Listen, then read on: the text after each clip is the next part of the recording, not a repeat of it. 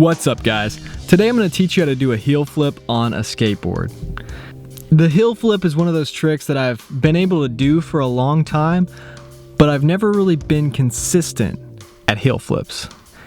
Actually, I didn't even think being consistent at heel flips was something that was possible for me to achieve. Of course, before this video, I'd probably only done about 25 heel flips in my life.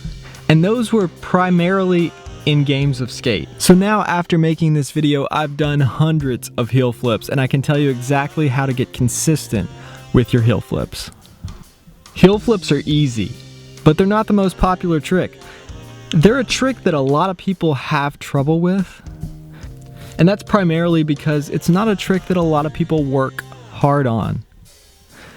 The heel flip is never going to be the kick flip. It's just not as popular. But once you get them down, it's a really fun trick to do. Before you start trying heel flips, you need to be comfortable riding your board and you need to have a decent ollie.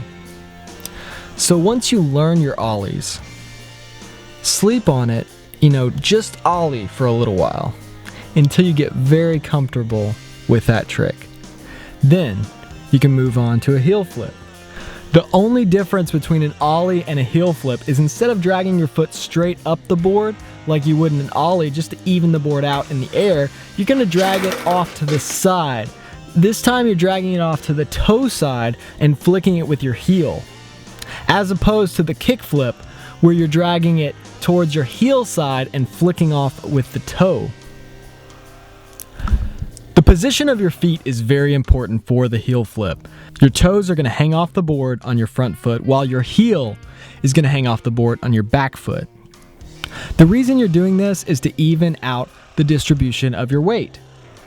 If your toes are hanging off on both feet, you're going to be leaning too far towards that side of the board. But if your heels are hanging off on both feet, you're going to be leaning too far back.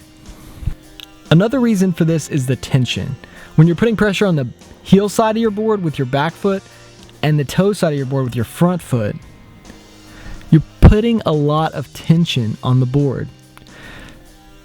When the board has a lot of tension on it, it's going to be stiffer and it's going to flick a lot faster. You're going to get a fast, crisp heel flip, as opposed to a slow, soggy heel flip.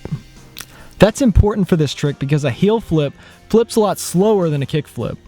So the faster you flip it, the less time you have to be in the air, so you don't have to ollie quite as high. That pressure and tension is going to be very important in the future when I talk about pressure flips or inward heel flips. Okay, so after you've got the right foot position, you're going to start actually flipping the board. So to do this, you're going to pop your back foot down just like an ollie. Then you're going to slide your front foot off. But instead of going straight up the board, you're going to go off to the side and kick the board with your heel right in the front pocket. The front pocket is right where the nose starts, but right on the side. So you drag your heel up, you're going to turn your foot sideways just like you would for an ollie. And then you're going to flick your heel out like you're kicking the board right in that pocket. So do this for a little while until you can get the board to actually flip around. Then I want you to start putting your front or your back foot on and landing the other foot on the ground. You're not going to want to do this for too long because it'll get drilled into your muscle memory that that's how you do a heel flip. As soon as you start getting that one foot on, I want you to stop and start trying to land both feet. Even if you land with the board upside down with both feet on it, you're closer to landing a heel flip than if you're landing with just one foot and one foot on the ground. This is going to take some time. You might want to try heel flips for a day and then sleep on it. Like I said in the kickflip video, while you're sleeping, your mind actually thinks about everything that happened that day and it makes you a stronger version of yourself. So, you can learn heel flips overnight if you just sleep on it. Do them every day and sleep in between. And your brain is going to rewire itself to be better at heel flips. Okay, so you got the board flipping now. You're going to want to keep your shoulders square over the bolts. Keep your shoulders, your knees, your hips, your head, everything straight over the bolts. Sometimes people will start to turn their head and their shoulders in the middle of their heel flips, and that could be a major reason why you're stepping off the board. Okay, so you've got your shoulders squared over the board. Now, the board may be landing in front of you or behind you. To fix this problem, you're going to either push the board in front of you when you pop or pull it behind you. You can also jump forward or back to compensate. This is just one of those tricks that takes time. You have to just adjust a little bit each time for whatever you're doing wrong, and eventually you're going to be doing it perfect. Honestly, I would try to learn this trick before I learn kick flips because it's so easy. I believe in each and every one of you, and I know you can do this trick. It's just going to take trying the trick over and over and over, but it's definitely a trick that's faster and easier to learn than a kick flip. If you're not getting the full rotation with the board, you're going to want to kick it a little bit harder. This is not one of those tricks that you can do without popping the board, just really low and fast. This is one of those tricks that deals with the tension between your front and back foot. It's like a dance between the two. You're putting pressure on the back foot as you pop, and then you're putting pressure on the opposite side of the board with the front foot as you flick. So you're going to have to actually pop your board to start landing heel flips. So if you're really struggling with that commitment of putting both feet on and rolling away, you can do this trick on carpet, you can do it into the grass, you can do it on your trampoline, whatever helps you feel comfortable about landing on the board. Any kind of practice flipping the board and landing on it with both feet, whether you have trucks on your board or not, is going to help you feel more comfortable when you're trying to do a heel flip.